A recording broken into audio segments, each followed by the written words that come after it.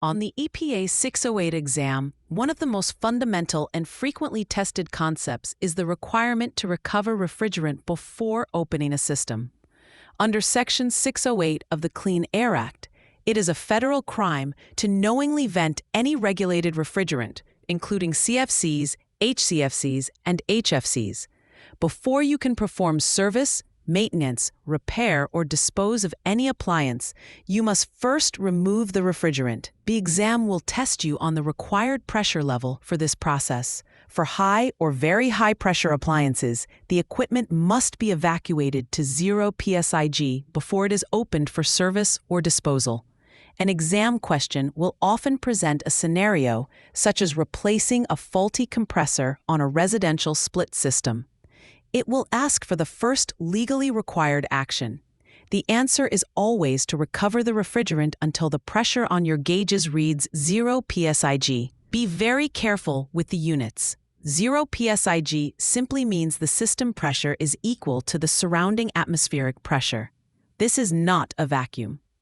The exam will try to trick you by offering answers like recover to a 10-inch vacuum or pull down to 29 inches of mercury. While deep vacuums are essential for evacuation after a repair is complete, the requirement before opening the system is just to reach atmospheric pressure, or 0 on the pressure gauge. A great way to remember this is the phrase, 0 before you're a hero. You can't start the heroic work of fixing the system until you've brought the pressure to 0. When it comes to the final disposal of an appliance, the rules are just as strict.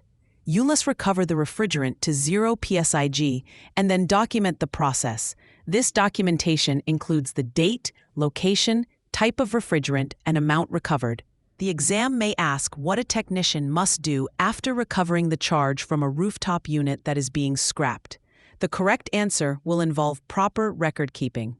For small appliances, like a household refrigerator or window AC unit, which contain 5 pounds or less of refrigerant, specific rules apply. Often, system-dependent recovery is used, which utilizes the appliance's own compressor to pump the refrigerant into a recovery cylinder. If the compressor is functional, you must recover 90% of the nameplate charge or achieve a 4-inch mercury vacuum. If the compressor is inoperative, you must recover 80% of the charge. An exam question might describe a situation where the recovery process on a small appliance stalls above 0 psig. The correct procedure is to apply heat, for instance with a heat gun, to the appliance to help vaporize any remaining liquid refrigerant, allowing the recovery to continue until the required level is met. Never use an open flame to heat a refrigerant tank. Under no circumstances should you ever cut a charged line, as this is considered illegal venting and carries severe penalties.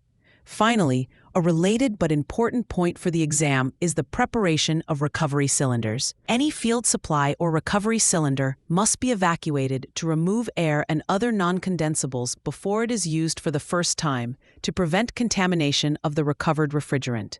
For free practice questions, AI-powered explanations, and more exam prep tools, visit openexamprep.com.